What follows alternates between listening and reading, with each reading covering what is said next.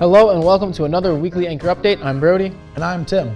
Today's top stories: a ceasefire between the U.S. and Iran, a lockdown at CCRI, Rhode Island launches a pothole hotline, and 4 dogs found a temporary home after a fire. But first, let's hear about on-campus events.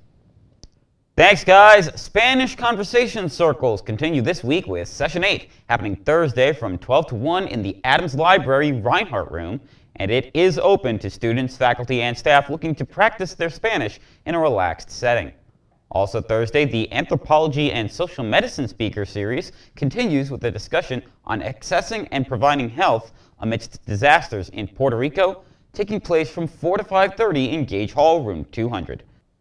Looking ahead to Monday, Rhode Island College will host the world premiere of its episode of The College Tour, streaming on Amazon Prime, with the event running from 5 to 7 in Gage Hall and open exclusively to RIC students. On Tuesday, the Hope Scholarship Celebration of Success will take place from 2 to 3 in the Donran Dining Center, recognizing the achievements of Hope scholars alongside faculty and staff. Later that day, another session of the Anthropology and Social Medicine Speaker Series will focus on health disparities and disease stigma in global health, happening from 4 to 5:30 in Gage Hall, room 200. And to close out the day, juniors, seniors, and alumni are invited to a networking night from 5 to 7 in Gage Hall, offering a chance to connect with peers and professionals through career and life design. That's all for on-campus events. Back to you guys. Thanks, Joe. Now let's send it over to our Anchor TV sports team. Thanks, guys. It's time once more for the Anchor TV Weekly Sports Recap. Jill Guilfoyle here. Let's get straight into the highlights from this past week of RIC Athletics. Softball orchestrated a huge comeback over UMass Dartmouth this past Saturday to steal Game 1 of the LEC doubleheader, 11-10, down 10-3, entering the bottom of the 5th inning. The Anchor women scored 5 runs to cut the visitors' lead to 2 and put the game back in reach. 2 additional runs at the bottom of the 7th forced an 8th inning. Sophomore Gabby Sweeney completed the comeback with a sac fly to bring in the game-winning run. Freshman pitcher Mia Crudale entered in relief and was given the win. Men's tennis had a thrilling match at home against UMass Boston that same Saturday, winning 4-3 over the Beacons. After winning the opening doubles match and 2 single matches to go up 3-0, UMass Boston won the next 3 singles contests to tie the match. Freshman John Vaughn at 5th singles was able to come up clutch with the win versus his opponent, 3-2, to clinch the overall match.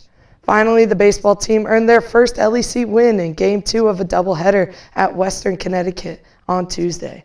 Contested 3-3 at the 9th inning, the Anchormen notched 4 runs to give an advantage the Wolves couldn't come back from.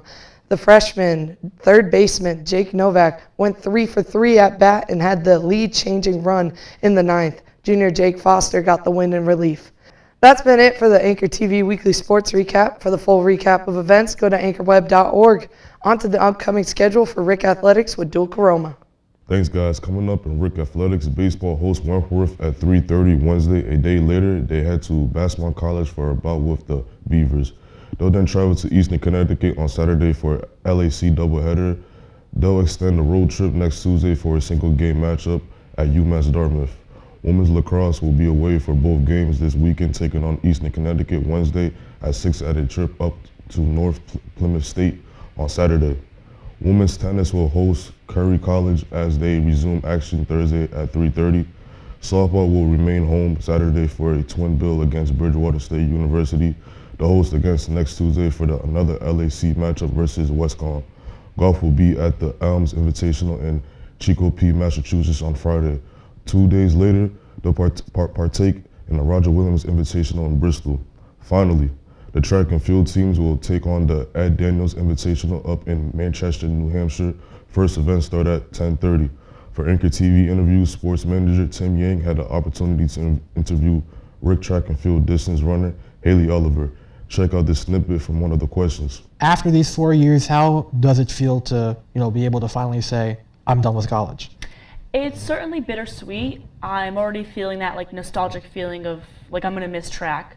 I've loved the last 4 years here. I love competing. I love getting out there every weekend and getting to compete cross country, indoor and outdoor. So I'm certainly feeling that bittersweet feeling now that I only have I think I have 5 meets left until I graduate. You can find the full interview on Anchor TV YouTube channel for the Anchor TV sports team, Lou Kurma. Now on to Jamie for the weather. Good morning, Anchors. This is your weekly weather brought to you by the Anchor TV newscast.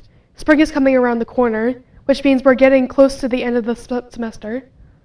Today we have clear skies with temperatures peaking to the 50s and falling at the lowest 30s. Tomorrow we have similar conditions with slightly warmer temperatures. Friday and Saturday, we have partly cloudy skies with temperatures peaking in the 60s. Sunday, those clouds clear away a tad and temperatures will slightly decrease to the 50s. Those clouds will, however, return on Monday with partly cloudy skies, but with an increase in temperatures back to the 60s. And Tuesday, temperatures will peak at a whopping 82. That's how you know summer is coming soon. However, we'll still have partly cloudy skies. That's all for the weekly weather. See you next week, Anchors. Thanks, guys. The United States and Iran have agreed to a 2-week ceasefire, giving both sides a chance to step back from escalating conflict. Officials say the agreement comes amid growing international pressure to de-escalate tensions and avoid further military action. The ceasefire is expected to pause any immediate conflict while diplomatic talks continue behind the scenes. The next 2 weeks are expected to be critical in determining whether a long-term agreement can be reached. Students and staff at CCRI's Warwick campus were placed on lockdown after reports of a suspicious person on campus. Authorities responded quickly and urged people to shelter in place while they investigated the situation. Police swept the area and worked to determine whether there was any active threat. The lockdown was later lifted, and officials say there is no ongoing danger, but the incident caused major disruptions throughout the day. The state of Rhode Island is rolling out a new way for drivers to report potholes. A new hotline and online dashboard will allow residents to quickly submit reports and track repairs in real time. Officials say the system is designed to improve response times and make road maintenance more transparent. The program is set to launch this week as a part of a broader effort to improve infrastructure across the state. 4 dogs are safe after a fire broke out in a home in Providence. Firefighters were able to rescue them from the house and get them to safety. The dogs have since been placed in a temporary home while their owners deal with the aftermath of the fire. No human injuries were reported, and officials are continuing to investigate what caused the fire. That's all we have for you today. Thanks for watching, and we will see you next week.